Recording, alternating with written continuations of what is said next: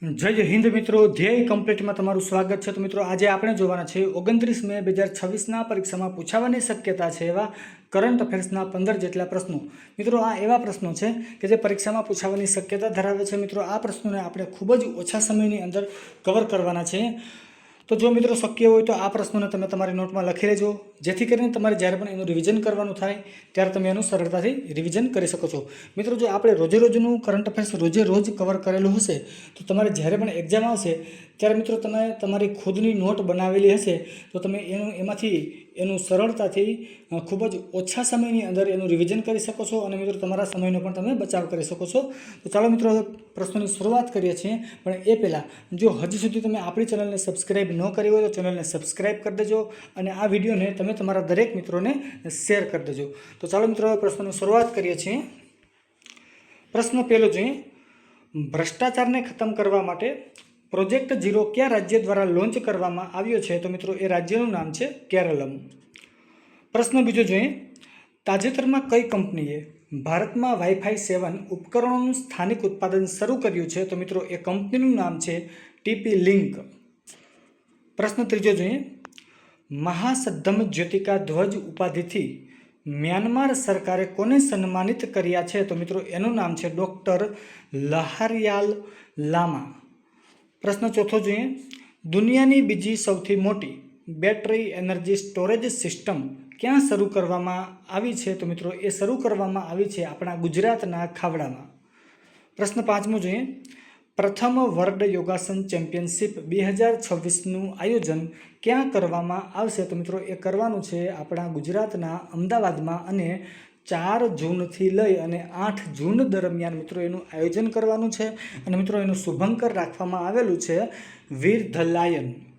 પ્રશ્ન છઠ્ઠો જોઈએ, 87મી મહિલા સિનિયર નેશનલ બેડમિન્ટન ચેમ્પિયનશિપમાં સિંગલ્સનો ખિતાબ કોણે જીત્યો છે? તો મિત્રો એ જીતેલો છે સૂર્યા તામિરીએ।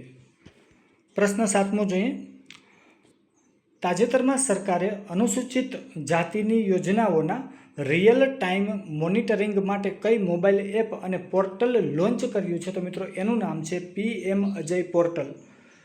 પ્રશ્ન આઠમો જોઈએ, કાન્સ ફિલ્મ ફેસ્ટિવલ 2026માં સર્વશ્રેષ્ઠ પામ ડી ઓર એવોર્ડ કઈ ફિલ્મે જીત્યો છે? તો મિત્રો એનું નામ છે ફ્યોર્ડ। પ્રશ્ન નવમો જોઈએ, અમેરિકાના સોસાયટી ઓફ એક્સપેરિમેન્ટલ ટેસ્ટ પાયલટ્સના ફેલો બનનાર પ્રથમ ભારતીય ટેસ્ટ પાયલટ કોણ બન્યા છે? તો મિત્રો એ બની ગયા છે કોલાલ કૃષ્ણમૂર્તિ વેણુગોપાલ, એટલે કે કે વેણુગોપાલ, વેણુગોપાલ। પ્રશ્ન 10મો જોઈએ, વૈજ્ઞાનિકોએ કયા રાજ્યમાં લિગ્નાઇટ કોલસાના ભંડારમાંથી દુર્લભ માઇક્રોસ્કોપિક સૂર્યમુખી આકારનું ખનિજ પાયરાઇટ શોધ્યું છે? તો મિત્રો એ રાજ્યનું નામ છે ગુજરાત। પ્રશ્ન 11મો જોઈએ, તાજેતરમાં અવસાન પામેલા રાજા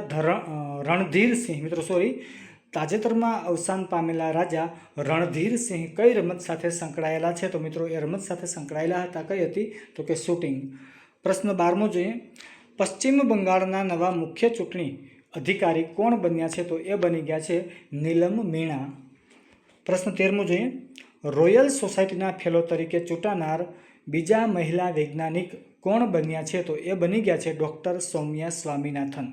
પ્રશ્ન 14મો જોઈએ, 28 મે 2026ના રોજ વીર સાવરકરની કેટલામી જન્મજયંતિ ઉજવવામાં આવી હતી? તો મિત્રો એ ઉજવવામાં આવી હતી 143મી જન્મજયંતિ।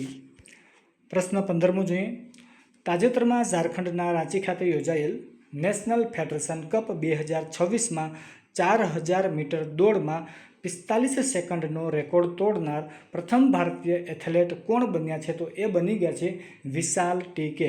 તો મિત્રો આ હતા પરીક્ષામાં પૂછાવાની શક્યતા છે એવા કરંટ અફેર્સના પ્રશ્નો। તો જો મિત્રો તમે આવા જ કરંટ અફેર્સના પ્રશ્નો મેળવવા માંગતા હોય તો આપણી ચેનલને સબસ્ક્રાઈબ કરી દેજો, આ વિડીયોને તમારા દરેક મિત્રો શેર કરી દેજો, લાઇક કરજો અને કોમેન્ટ કરજો। તો ચાલો અત્યારે અહીંયા લગી રાખીએ છીએ। જય હિન્દ, જય ભારત, થેન્ક યુ।